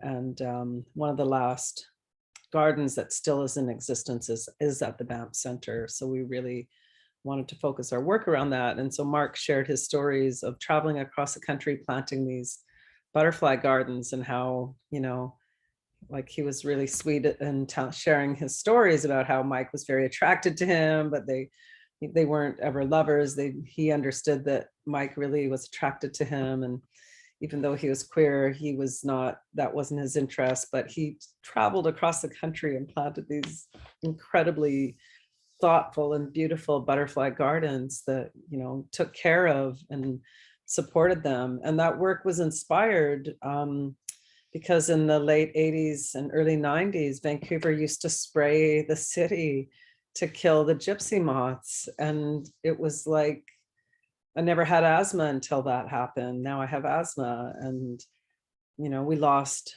like hundreds of species of butterflies over that, and moths over that spraying. And it was, I imagine it must have been very traumatic for people that had come out of war, because every morning at 7 a.m., these bomber jets were flying over the city, spraying this toxic spray, and saying it wasn't bad for us, only bad for the bugs. And it was like another example of how, why do we have to put such a carbon footprint out to destroy things that will take care of themselves, you know, like the natural order of things. So, you know, so thinking about all these things, we created this beautiful piece. We recorded it digitally, but we output it on an audio cassette tape so that people couldn't just speed up. They'd have to sit and listen to it, listen to the whole thing, and the A side and the B side.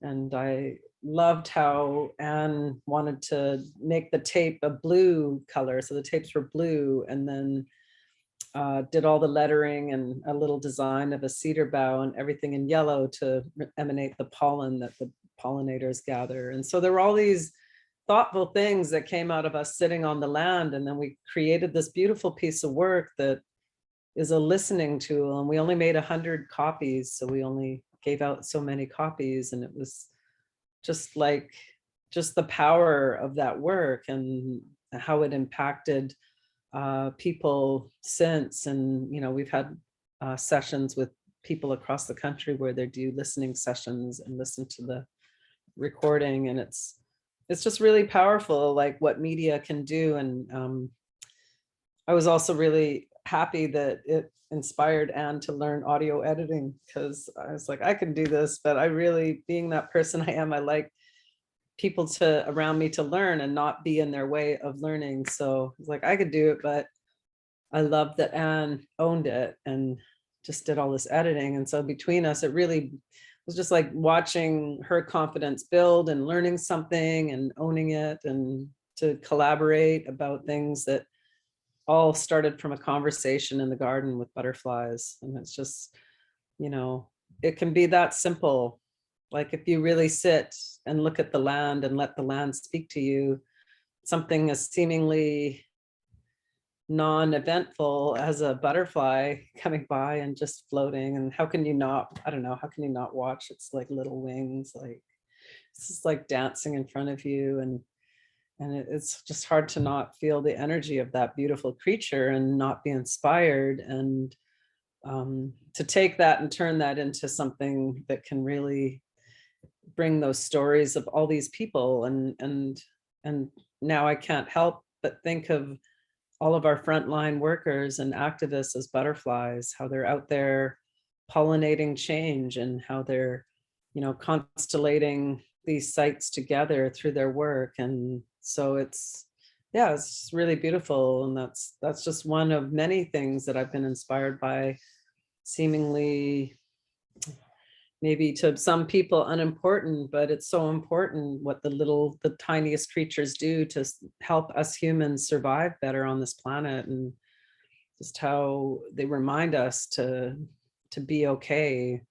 If others don't see us, it doesn't matter. We're still impacting the world around us in good ways, and we don't have to be on a stage to be seen and make a difference. Our work is what is important. And you know, and it's why I think that digital media and all forms of recorded media over the many formats that have existed are so important, because they're stories that touch people's lives, and they could have recorded it a century ago. And you know, Jeremy Dutcher is a good example of that, how he took wax recordings and composed the most beautiful piano music, and it's all based on these ancient songs that he heard, and composed them perfectly into these beautiful pieces of music that they really are, but in another form, not drumming, but in piano. And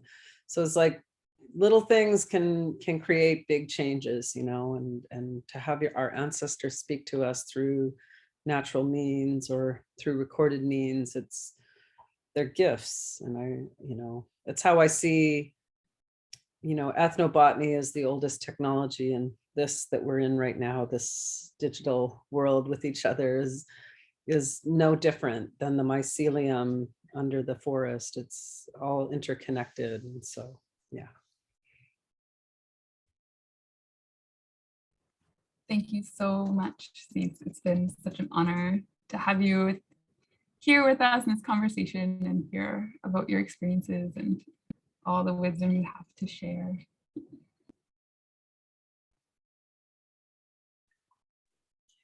Yeah, I'll go next and just kind of share my sort of thoughts. Yeah, I loved hearing about that butterfly project. That's so beautiful. I would say like a lesson I've learned from the land that I use in my work is just appreciation of beauty and protecting the sacred. So I'm a photographer that works in portraiture, but I also work as an education specialist at the Bill Reid Gallery currently.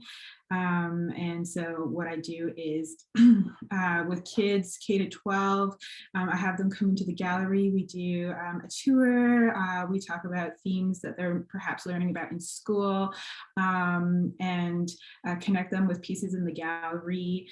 And a lot of the pieces in the gallery, of course, are made from natural materials like wool or cedar tree, which is a tree of life here on the coast. And it's just like when you appreciate the beauty, either from these objects or when you're out in nature, you want to protect it. You know, it's like your family, they're like, and very literally, like salmon, for example, is like our livelihood. So like I'm from Natle Bun. Natle means the place where the salmon return. And I feel like I show gratitude to the land by educating people about it and just sharing the beauty and art and culture that come directly from it. It's about celebrating the land. Our potlatch system, which is our traditional governance system, involved feasting, so sharing the bounty of the land with other people.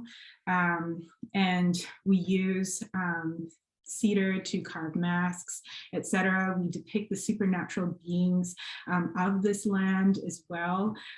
It's dancing, it's singing, it's eating together, praying together. So there's a lot of, and doing governance business in the potlatch.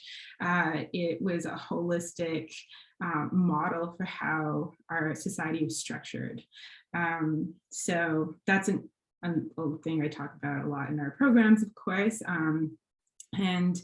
But I also grew up going to potlatches. It is the cornerstone of our cultures here on the Northwest Coast, or feasts.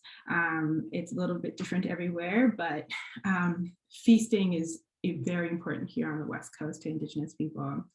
And yeah, our waterways are really important. So I'm Dakaf and Wet'suwet'en. So like Dakaf, that means people who travel by water.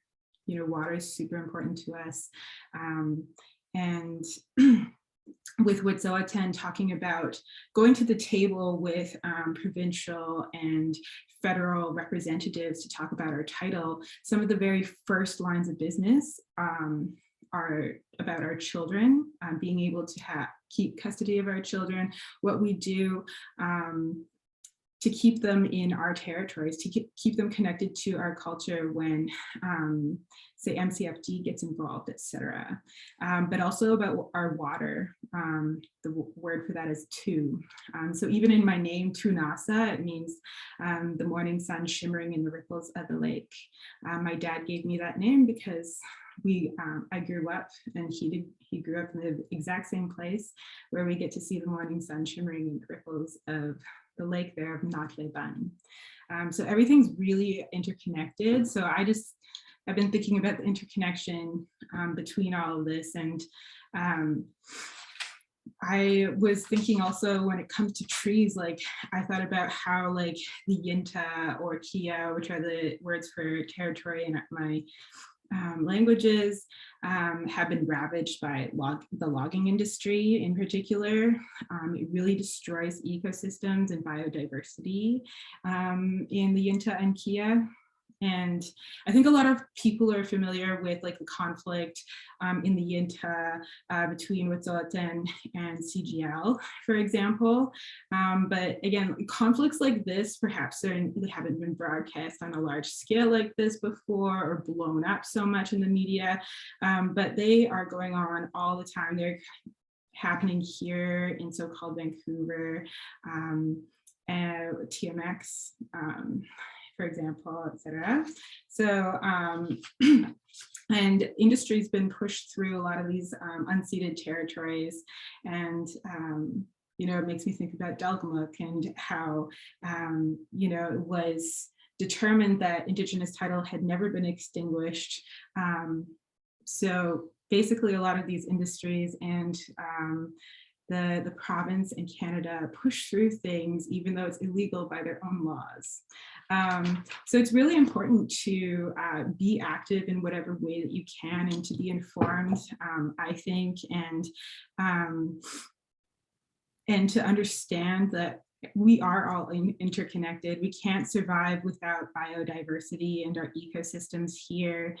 This is why so many people love so-called British Columbia, is for its natural beauty and bounty and resources. And certainly our ancestors here were rich, abundant people. They're very happy. They lived long lives. They love to share. Generosity is a key value in a lot of our cultures here on the West Coast, and respect for the land, respect for the people. And part of that is advocating for the land. So like, you know, I went to my first rally when I was about 7 years old. A bunch of us from home communities traveled all the way to Victoria to march to the legislative building and raise awareness about like logging in our territories and how destructive it's been. And a lot of our families still hunt, so they have had an intimate connection to the land from a very young age. And like my grandparents were fur trappers, for example. So when you spend every single year out on the land in connection with it, and you learn the behavior of your animal relatives, of the plant relatives, you see when they get sick, you see when they're less plentiful, and you have less to share. So I feel like those are a lot of just like the thoughts like going around in my head, but yeah, I do a lot of work to like inform people on issues like this. And I think it's really important for everybody to develop a relationship to our natural surroundings, to nature, and to develop your own kind of feeling for it. You know, you naturally want to protect it when you feel like you have a relationship to it, and they're not just resources to be just like extracted. There are relatives to take care of and to be kind of stewards of. So it's a really different worldview, and I think a lot of people could learn from the Indigenous cultures of the Northwest Coast. And yeah, so that's kind of like what I learned from the land, is just this appreciation and gratitude, and trying to share that with other people as well, as much as I can. Natalia, thank you.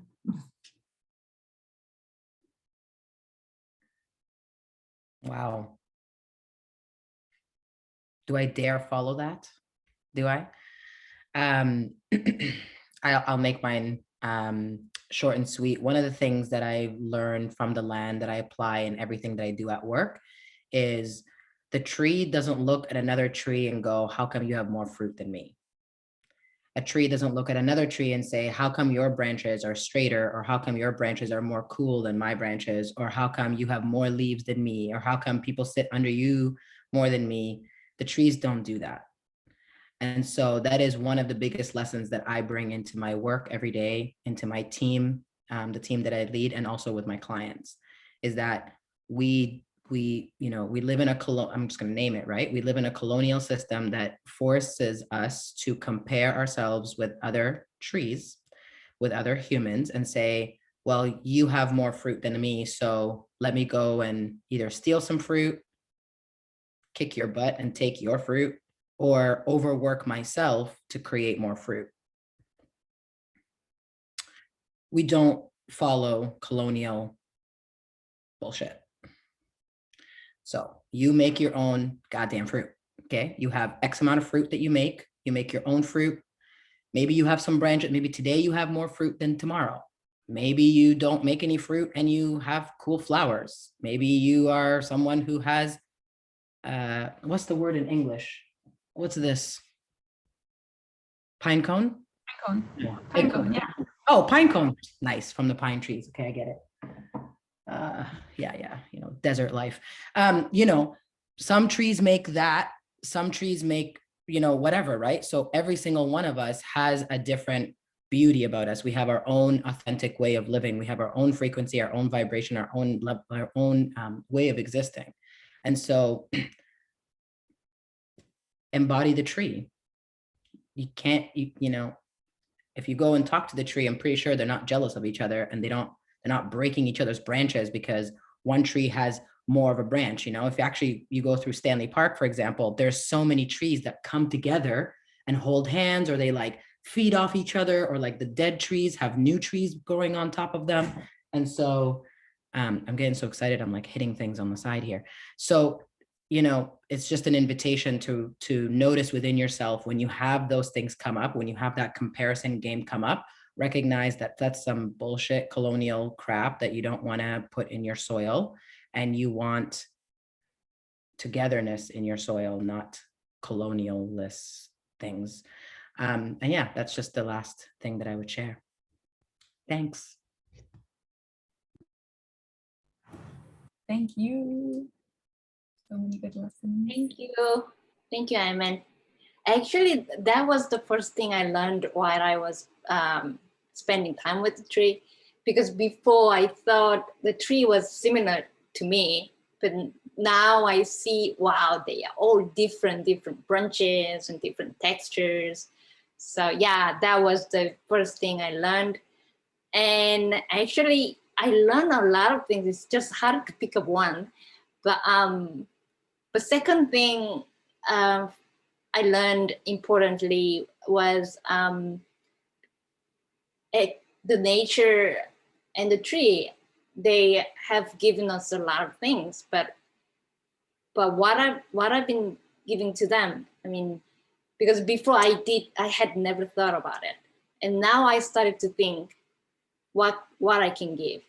So yeah, so that's the second thing. And lastly, in my practice, I was trying to compare what is different between human world and the nature world. And the wonderful thing that I found that was in the trees network, they always sharing the resources, and they distribute their resources to someone who hasn't got enough. But in the human world, there are a lot of inequality in economy, and in this capitalism, rich people are getting rich and rich, and poor people are getting poor and poor. So I found this is very different than the nature. So yeah, so my next research will be how I can contribute myself to build a distributing system. Yeah, something like this. Yeah, so that, you know, everyone can live in harmony with nature and with human, you know, sharing and circulating. So yeah, that's. And thank you for today. I learned a lot of things from today as well. Yeah, yeah, I will keep learning. Thank you. Thank you, Joohoon, and thank you for teaching us so much about being in a relationship with trees. So much more. Awesome. And with that, we are excited to see Clementina, what you got for us. What did we talk about? Please show us. We're super excited to hear about it. Awesome. Well, I'm really grateful to have been able to sit through all of that. I just wanted to take a moment to acknowledge that I'm actually currently on Anishinaabe, Wendat, and Haudenosaunee territories. So I'm actually on the East Coast. And I have been drawing this for the past little while. And it's just kind of like my reflection on what everybody has been talking about for the past few hours, which is a lot of feeling really interconnected. I got a lot of us being part of a forest, part of you know, a system, a network. I couldn't help but draw like the earth itself. I feel like circles really tie into a lot of the holistic and circular concepts we're discussing. Everything from drawing with a tree to being invited to interact with nature, to viewing ourselves as part of nature, to taking care of our bodies in the way that nature teaches us how to take care of our bodies. And you know, everything from like butterflies to willow trees, salmon were brought up, cedar was brought up multiple times, which is such a powerful medicine for so many people. And I just feel like incredibly honored to have been able to share space with such powerful, beautiful, wonderful human tree beings that have been blessing us all for the past few hours. And I hope that I can share this with everyone who attended tonight, and that everyone can kind of take this with them. And I know that I really learned by taking notes, but taking visual notes for me is something that is so exciting. And this is the first time that I've had the opportunity to do something like this. So thank you, Groundswell, for giving me the opportunity to do what I love, which is draw and learn. So yeah, and thank you to every one of the panelists. I don't think I've like cried and like felt so seen and validated in a Zoom space before, or maybe not for a long time. So yeah, and I really, really love the piece about Zoom kind of being like a mycelium. Like now I'm like, whoa, I'm part of the fungal network and everybody can communicate with me through like, I don't even know what kind of waves these are, but some cool frequency we're all on. So thank you once again. And I hope everyone enjoyed the conversation, gets to take this art with them. And I know I did, and I'm very grateful. Absolutely gorgeous. Clementina, you can leave that on the screen maybe as we ease out. It is so beautiful. And we'll add that to the collage as well. And yeah, Iman just shared, Clementina is the lead design and animation lead of the Iron Self movie. So stay tuned for that. And yeah, to everyone who spoke tonight and drew and imagined and played and listened, thank you all so much for being a part of this. And stay tuned, check us out. We invite you to check out our Leadership for Social Change course, which is starting at the end of this month. If you want to dig into alternative ways of working and learn some more lessons from the land with us. And yeah, of course, there's been lots of love in the chat, but if you have more for the panelists, please drop that in there. Yes, thank you. Yeah, I felt discombobulated coming in, and now I feel like super grounded. Yeah, I can keep going all night. So it's been amazing. Thank you everyone who stayed till the end, and for y'all watching the replay, thanks for coming back and finishing off. Yeah, time doesn't show up in nature, so you know, not like this, so sometimes we just flow with it. Definitely. And good night to y'all. Good night, everyone. Thank you. Good night, everybody. Thank you so much. Lots of love. Okay, Tumsly, which means I love you. So Tumsly, everyone. Have a good night. Love you, Steve. Good night. Good night, yeah. Thank you. Good night. Good night. Bye. Yeah, 3 hugs to everybody. I like that. Yeah. Good night, everyone. Bye, Clementina. Bye. Good night. Bye. Night. Good night, you.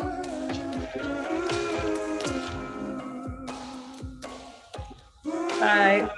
Bye. Thanks so much, Steve. Take care. Thank you.